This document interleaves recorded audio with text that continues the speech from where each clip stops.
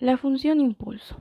Somos el grupo de Larreburo Danilo, Poblete Daniela y Parga de Micaela. El tema que vamos a desarrollar es la función delta de Dirac o impulso unitario como es conocida. Entonces, ¿por qué estudiamos el impulso? Lo estudiamos porque este juega un papel determinante en comunicaciones, tanto filtros en la teoría de comunicación de señales y en el teorema de muestreo, lo cual explicaremos más adelante a través de algunos ejemplos. Esta función está definida de la siguiente forma. Vale infinito cuando x es 0 y 0 en todo el eje real. Observando la integral, podemos decir que aunque se trate de un pulso infinitamente estrecho, tiene un área igual a la unidad, ya que posee una amplitud infinita. El impulso posee algunas propiedades que pueden resultar útiles para ciertos desarrollos, como la propiedad de desplazamiento o corrimiento y la de toma de una muestra, donde a través de la integral y del desplazamiento a x sub 0 podemos tomar el valor de una señal en este punto. La razón importante de tener en cuenta esta definición o representación simbólica es que nos recuerda que no nos interesa el significado de un delta ira como función generalizada, sino que la acción que ejerce esta integral, de hecho la propiedad más importante que se utiliza de un delta de Dirac es fácil de obtener a partir de esta definición simbólica y es la que se muestra a continuación, propiedad de selectividad, donde omega es cualquier función continua que representaría la señal. Esta variable puede ser en términos de frecuencia o de tiempo.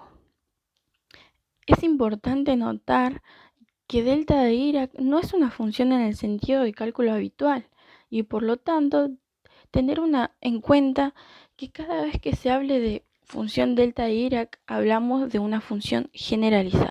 Otra observación es que físicamente existen efectos en la naturaleza a los que se puede asociar una función, como por ejemplo la fuerza aplicada en un lapso muy corto, como cuando un martillo golpea un clavo, o la presencia de un voltaje instantáneo muy corto, que en términos de esta función sería como 5 delta. Podemos destacar que no es una función en el sentido matemático usual, sino que pertenece a una clase especial de funciones conocidas como funciones generalizadas o distribuciones, y se define mediante un proceso o reglas de asignación en vez de una ecuación como estamos acostumbrados. Es una función físicamente imposible de generar y que se obtiene en el límite de otras funciones, como por ejemplo el pulso rectangular, a partir de la cual se define como 1 o un valor a en valores menores del valor absoluto que se observa.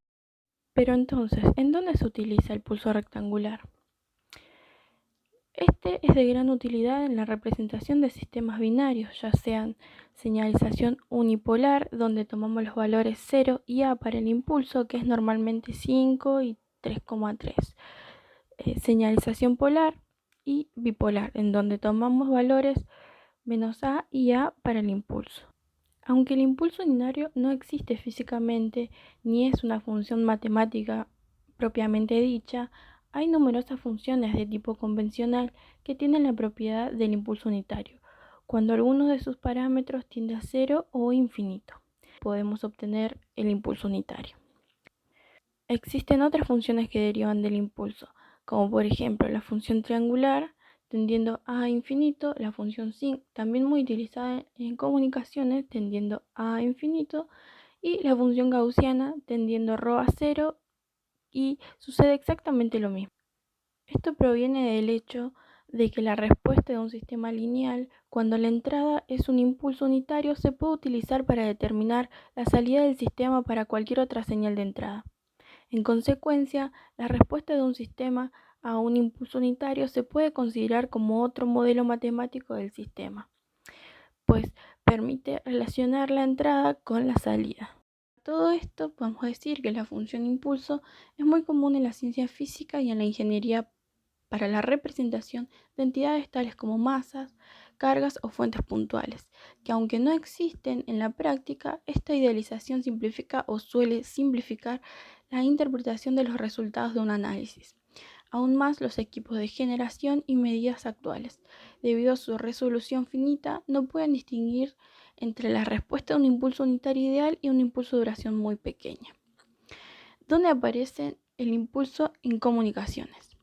Aparece en la obtención de espectros de frecuencias, en la representación de señales discretas, en la utilización de filtros, muestreo de señales continuas y diversas aplicaciones más. Ahora vamos a hablar de la obtención del espectro de frecuencias.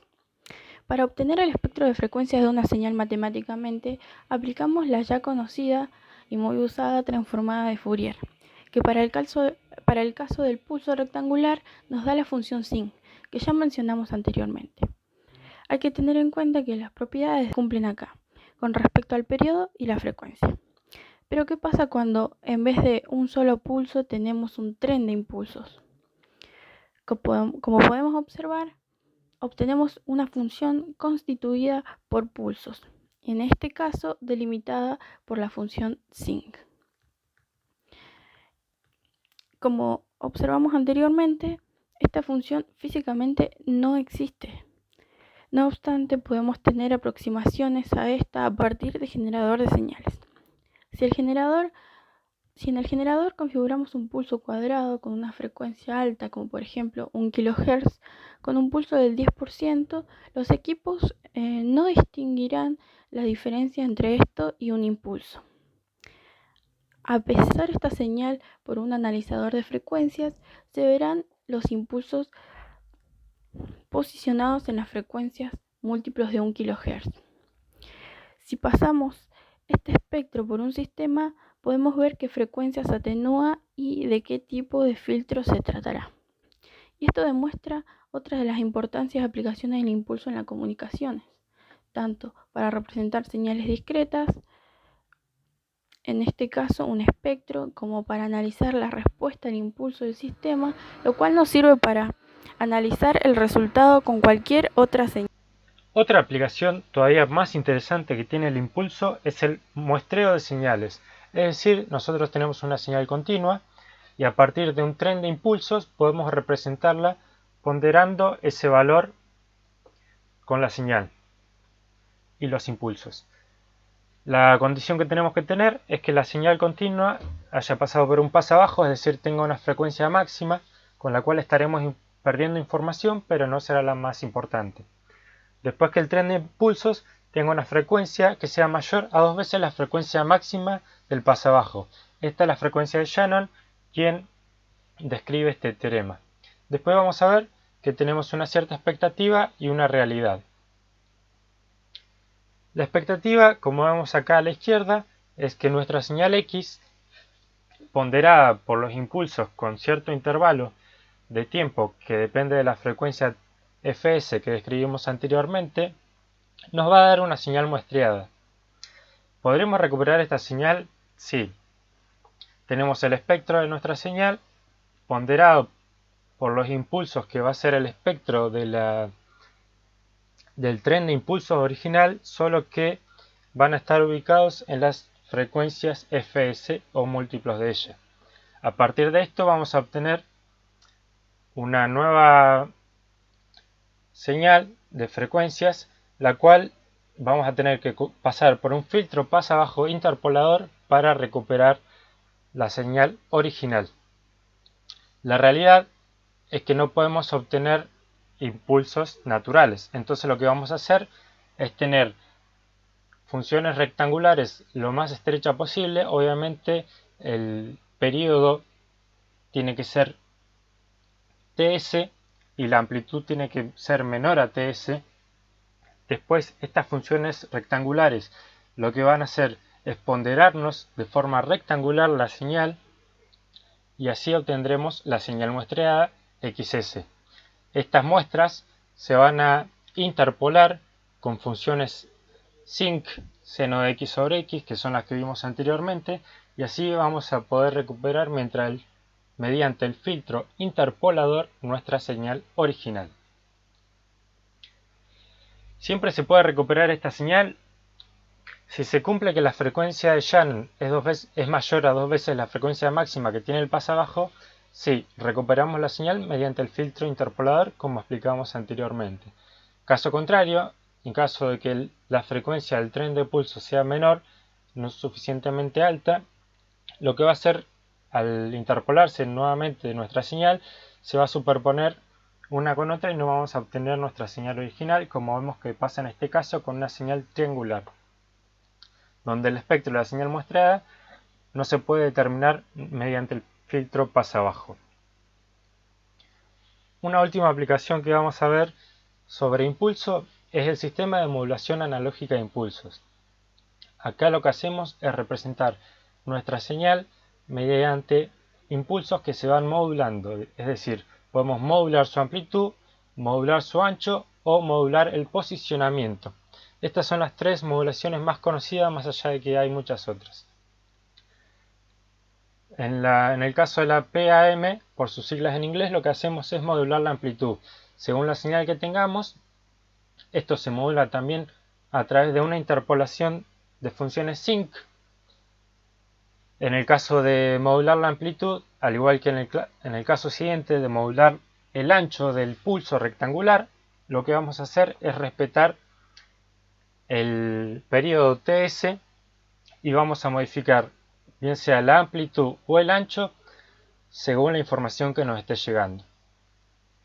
En el caso del ppm, lo que vamos a hacer es modular el periodo en el que aparecen los pulsos rectangulares, manteniendo constantes su amplitud y su ancho. Lo que vamos a hacer es posicionarlos en diferentes periodos sin respetar el periodo TS dependiendo de la información que nos llegue. Como se ve en este gráfico, cuando nos llega información, podríamos decir, con mayor voltaje, la amplitud es más ancha o la altura es más alta. Y en el caso de modificar el periodo es más distanciado a medida que tenemos menos amplitud de la señal original.